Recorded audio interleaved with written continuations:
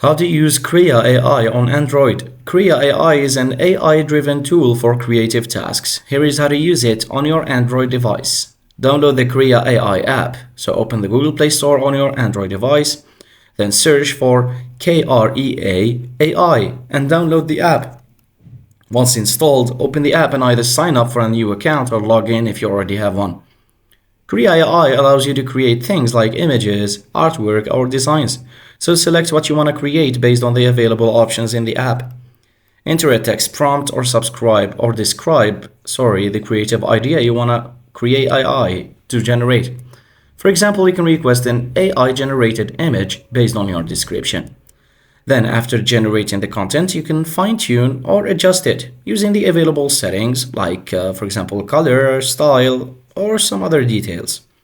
Now, you can save or share your creation, so once you're happy with the result, you can either save it to your device or share it directly on social media. And that's how you use Krea AI on Android. Thanks for watching.